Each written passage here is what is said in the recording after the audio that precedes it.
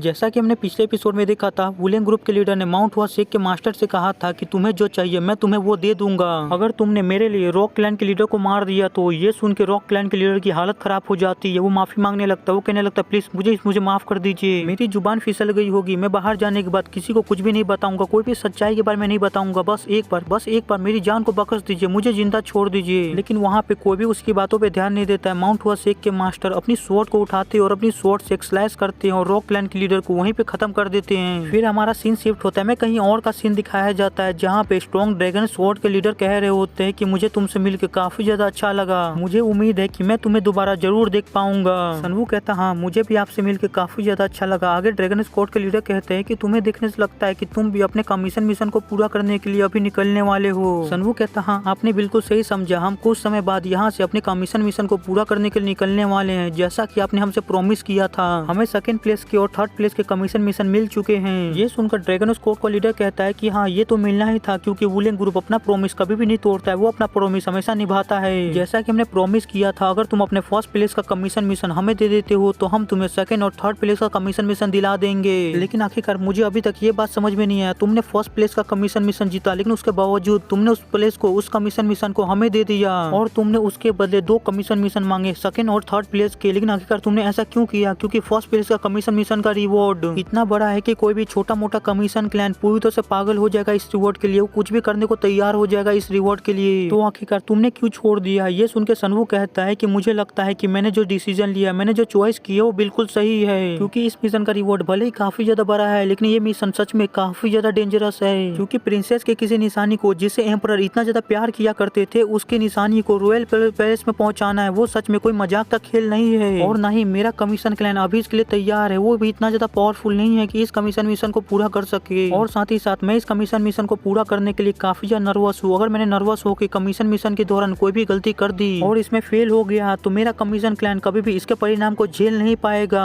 ये सुन के वो ड्रैगन स्क्वाड का लीडर मुस्कुराते हुए सोच रहा होता है कि ये सोचना कि उसने अपने डर की वजह से इतनी बड़ी अपॉर्चुनिटी को छोड़ दिया, अपने हाथ से गवा दिया, ये कितने ज्यादा हंसने वाली बात है। मैं जितनी बार इसके बारे में सोच रहा हूँ, मुझे उतनी बार इस चीज पे हंसी आ रही है। सच में ये कमीना तो एक बहुत ही बड़ा बेवकूफ है। तभी सनवू कहता है कि 1 मिनट, मुझे कुछ याद आया है। यही कहकर सनवू अपने कोट के अंदर, अपने कपड़े के अंदर हाथ डालता है और अपने कपड़े के अंदर से पेपर का एक छोटा सा टुकड़ा निकालता है और ड्रैगन स्क्वाड के लीडर को देते हुए कहता है ये एक छोटा सा गिफ्ट है जो मैंने स्ट्रॉन्ग ड्रैगन स्क्वाड के लीडर के लिए तैयार किया है। मुझे लगता है कि स्ट्रॉन्ग ड्रैगन स्क्वाड के लीडर इस छोटे से गिफ्ट को अपनाएंगे, एक्सेप्ट करेंगे। ये सुन के वो ड्रैगन स्क्वाड के लीडर सनवू को कोई भी जवाब नहीं देता है, वो बस उसे घूरे जा रहा होता है। ये देख के सनवू उससे कहता है अरे आपको इतना ज्यादा सोचने की जरूरत नहीं है, आप इसे ले लीजिए, आप इतने बड़े लंबे सफर के ऊपर जा रहे हैं, आपको इस चीज की जरूरत पड़ेगी। ये सुन के वो ड्रैगन स्क्वाड के लीडर चुपचाप सनवू से उस पेपर को ले लेता है और फिर अपने घोड़े के ऊपर जाके बैठ जाता है और वहाँ से जाते हुए सनवू से कहता है कि मैं भगवान से प्रार्थना करूंगा कि तुम अपने दोनों मिशन को कंप्लीट करके सही सलामत वापस लौट आओ। ये सुन के सनवू कहता है कि आपने मेरी इतनी ज्यादा चिंता की, उसके लिए आपका बहुत बहुत शुक्रिया। मैं भी भगवान से प्रार्थना करूंगा कि आप भी अपने कमीशन मिशन को पूरा करके सही सलामत वापस लौट आए। ये सुन के वो ड्रैगन स्क्वाड का लीडर कहता है कि तुम्हें इसके बारे में चिंता करने की जरूरत नहीं है। यही कहकर वो लोग वहाँ से चले जाते हैं और सनवू उनको जाते हुए देख रहा होता है। और उन सभी के वहाँ से चले जाने के बाद सनवू कह रहा होता है कि वो तो वक्त ही बताएगा कि कौन अपने सफर से सही सलामत लौट पाता है और कौन नहीं। और सनवू के इस बात का मतलब आप लोगों को जल्दी ही पता चलने वाला है। आगे हमें उस ड्रैगन स्क्वाड के लीडर को दिखाया जाता है जिसके पास एक पीछे से सोल्जर आता है और उससे कहता है वो लड़का सच में एक बेवकूफ होने के साथ ही साथ एक बहुत ही बड़ा घमंडी भी है। हमें पहले लगा था कि हमारे जेल के ऊपर जो अटैक हुआ था और हमारे जेल को पूरी तरह से डिस्ट्रॉय कर दिया गया था, उसके अटैक के पीछे इसका हाथ है। लेकिन जब मैंने इस डरपोक इंसान को देखा तब से मुझे वो सारी बातें बिल्कुल एक बेतुकी लगने लगी है, क्योंकि इसके जैसा कोई डरपोक इंसान कभी भी ऐसा नहीं कर सकता है।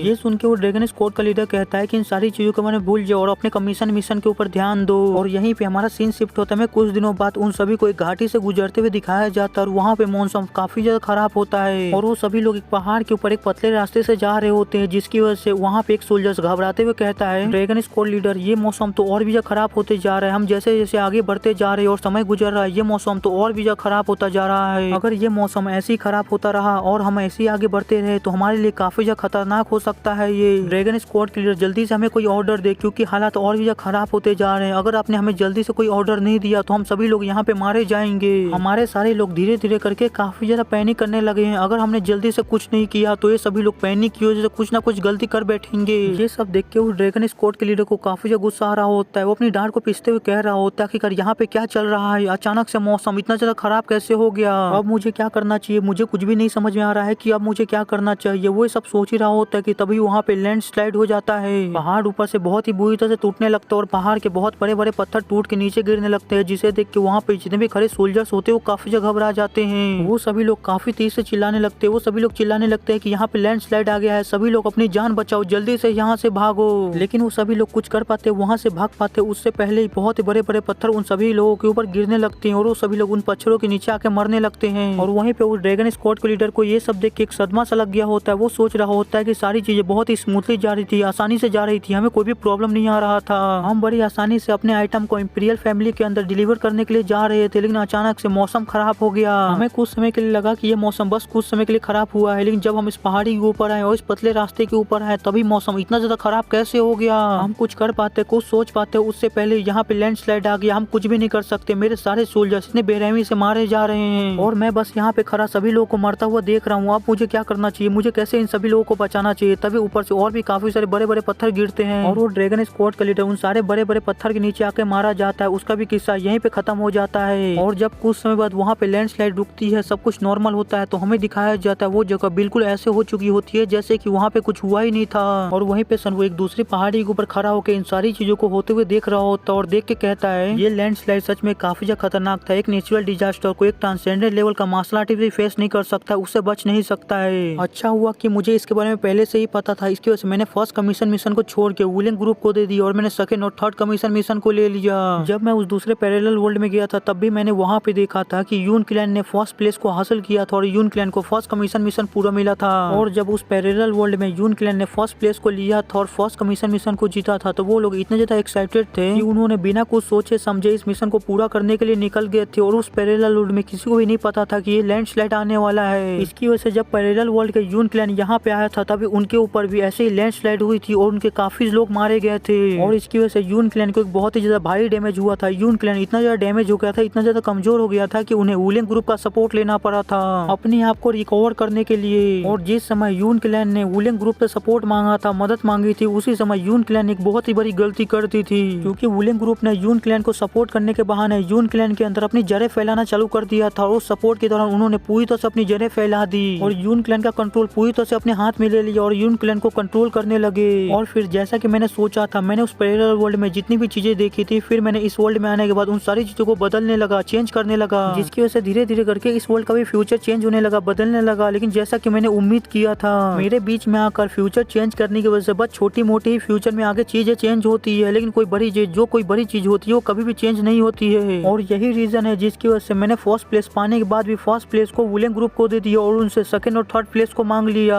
और आज वुलेन ग्रुप को अपनी ड्रैगन स्क्वाड खोने की वजह से एक भारी डैमेज मिला होगा और मैंने आज बिना कुछ किए, बिना वुलेन ग्रुप पे अटैक किए उनके ड्रैगन स्क्वाड को खत्म कर दिया। और इसी को तो मैं एक तीर से दो शिकार करना कहता हूँ। यही सोचते हुए सनवो अपनी पावर को रिलीज करता है और वहाँ पे कुछ करने लगता है, जिसकी वजह से वहाँ पे सनवो के शरीर में काफी ज्यादा ग्रीन एनर्जी ऑब्जॉर्ब होने लगती है। और यहीं पे आज का हमारा ये एपिसोड भी खत्म होता है। आगे क्या होगा ये जानना है तो हमारे चैनल को सब्सक्राइब कर लीजिएगा और वीडियो पसंद आएगा तो लाइक कर दीजिएगा, नहीं होगा फिर लाइक कर दीजिएगा और चैनल को सब्सक्राइब कर लीजिएगा। और हाँ, आगे जाने से पहले नीचे वीडियो के डिस्क्रिप्शन में इंस्टाग्राम का लिंक है, प्लीज वहाँ पे जाओ, आप सभी लोग मुझे फॉलो करो। फॉलो करने का कौन सा पैसा लगता है, प्लीज कर लो यार। मिलते अगले एपिसोड में, बाय।